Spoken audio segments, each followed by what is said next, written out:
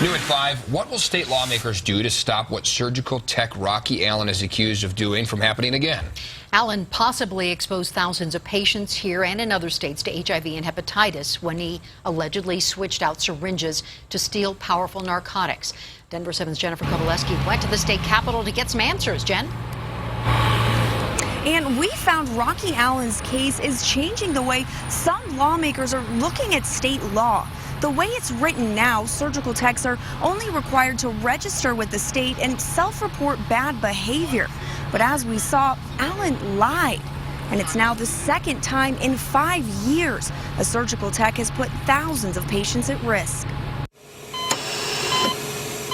Rocky Allen's days in the operating room may be over. It is a wake-up call. But with a long history of drug abuse at 3 other hospitals, 2 in Arizona and 1 in California, questions are now swirling about how he was ever able to find work here. You can't fix it, so it's going to be foolproof. But we've got to make this a stronger bill so that people like Rocky Allen cannot get through the system as easily as he did. State Representative Joanne Janelle is sponsoring a bill that will keep the only regulation Colorado does have, which requires surgical techs to register and report bad behavior.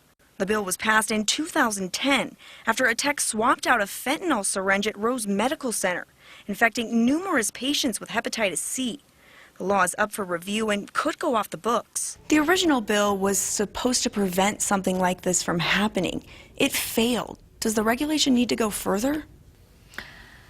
We're in talks right now in regards to how much further do we need to go. One thing being considered to make the law tougher is adding accountability to the information techs are required to report.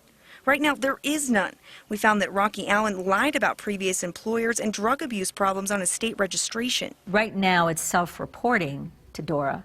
And who is going to self-report that they have substance or drug?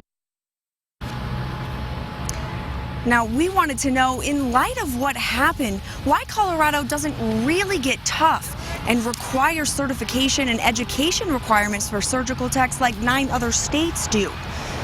That would have prevented stopgaps that could have prevented Allen from getting hired at Swedish.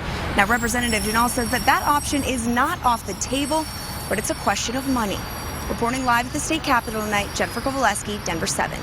And a third patient reports testing positive for hepatitis B after undergoing surgery during the time Allen worked at Swedish.